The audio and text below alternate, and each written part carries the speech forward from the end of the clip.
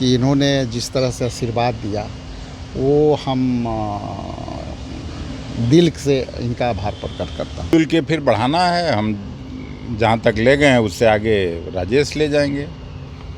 हम लोगों का टारगेट है कि किसी भी तरह से इस विधानसभा में 40 से 50 के बीच में कांग्रेस के एमएलए होने चाहिए। नमस्कार, न्यूज़ फाउंडेशन देख रहे हैं आप। मैं हूँ आपके साथ धीरज सिंह। बिहार कांग्रेस के नवनियुक्त अध्यक्ष राजेश कुमार ने आज दिल्ली में निवर्तमान अध्यक्ष अखिलेश प्रसाद सिंह से मुलाकात की है। बता दें कि मुलाकात के बाद कांग्रेस के सांसद और निवर्तमान अध्यक्ष अखिलेश प्रसाद सिंह ने साफ साफ कहा कि जो नए अध्यक्ष बने हैं राजेश कुमार, उनके नेतृत्व में बिहार कांग्रेस कैसे मजबूत हो इसके लिए हम सब लोग काम करेंगे और राजेश कुमार को जहां भी ज़रूरत पड़ेगी वहां हम लोग सहयोग करने के लिए तैयार हैं। वहीं जो नए प्रदेश अध्यक्ष राजेश कुमार ने कहा कि डॉक्टर अखिलेश प्रसाद सिंह से आज आशीर्वाद प्राप्त करने के लिए आए थे और इनके सहयोग से ही बिहार में कैसे संगठन और आगे मजबूत होगा इसके लिए काम करेंगे। साथ ही साथ हम दोनों का लक्ष्य जो है बिहार में कैसे कांग्रेस और महागठबंधन की सरकार बने इसके लिए हम लोग काम करेंगे। क्या कुछ कह रहे हैं दोनों जो नेता हैं, प्रदेश नवनियुक्त प्रदेश अध्यक्ष राजेश कुमार और निवर्तमान अध्यक्ष डॉक्टर अखिलेश प्रसाद सिंह। छोड़ जाते हैं आप उनके वीडियो को। अध्यक्ष आए, राजेश जी आपसे मुलाकात की, आपके आवास आए, क्या बातचीत हुई सर? क्या चर्चा हुई, आपसे मिलने आए? अब मिलजुल के फिर बढ़ाना है। हम जहाँ तक ले गए हैं उससे आगे राजेश ले जाएंगे। हम लोगों का टारगेट है कि किसी भी तरह से इस विधानसभा में 40 से 50 के बीच में कांग्रेस के एमएलए होने चाहिए। हम लोग टारगेट फिक्स किए थे लोकसभा के चुनाव में कि 3 से 5 एमपी कम से कम हम लोग बनाएंगे। 5 तो नहीं हुआ लेकिन 3 तक पहुँचे हैं। वोट परसेंटेज भी बढ़ा है। मेरे समय में जहाँ पिछले बार 2019 में 30 लाख वोट था, 40,82,000 वोट आया।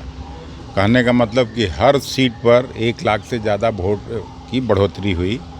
उसी तरह से अब और आगे जिस तरह से काम हो रहा है संगठन का विस्तार करके और नंबर ऑफ एमएलए बढ़ें और राज्य गठबंधन की जो सरकार है उसकी विदाई करनी है, फिर से महागठबंधन की सरकार बनानी है ताकि बिहार की खोई हुई गरिमा और प्रतिष्ठा वापस हो सके, बिहार विकसित राज्यों की श्रेणी में खड़ा हो सके। ये सब हम लोग मिलजुल के प्रयास करेंगे। किसी तरह का कोई गिला शिकवा तो नहीं है सर? नहीं, गिला शिकवा क्यों होगा? ये तो समझ ही में नहीं आती है बात कि इस तरह का सवाल क्यों पूछा जाता है। गिला शिकवा क्यों होगा? 2-2.5 साल मैं रहा अध्यक्ष, उसमें इन सब लोगों ने मदद किया। अब हम लोगों को भी थोड़ा आराम चाहिए। राजेश जी आपकी मुलाकात हुई अखिलेश जी से, क्या चर्चा हुई, किस तरह से पार्टी को आगे? देखिए, सबसे पहले तो यह मैं सर का आभारी हूँ कि इन्होंने जिस तरह से आशीर्वाद दिया वो हम दिल से इनका आभार प्रकट करता हूँ। जैसा कि आपने कहा, ये काम जो है परिवार की तरह होता है संगठन, और ये कांग्रेस परिवार के हम लोग सदस्य हैं। तो काम परिवार में जो काम होता है वो एक दूसरे से के सहयोग से होता है। तो हम लोग परिवार के लोग हैं, एक परिवार के सदस्य हैं। काम करने में अकेला सहयोग से नहीं कोई काम होता है। सफल कार्यक्रम तभी होता है जब एक दूसरे के सहयोगी और समर्थक बन के काम करें। इसलिए बड़े भाई के हमेशा कदम कदम पर कांग्रेस पार्टी की मजबूती के लिए ताकत मिलेगा और हम वही आशीर्वाद लेने आए हैं। और दूसरा मेरा कोई एजेंडा नहीं था। दिल्ली में रुकने का एक ही मकसद था कि इन लोग से मिल करके आशीर्वाद लेकर के जाऊँ। बिहार कब जा रहे हैं, पटना कब जा रहे हैं? बिहार अब आज कुछ लोगों से और औपचारिक आशीर्वाद लेना है। सर ने भी निर्देशित किया है कि और लोगों से जो भी है जा करके मिल लेना चाहिए, मिल लेना। सर का वही पर बात हुई।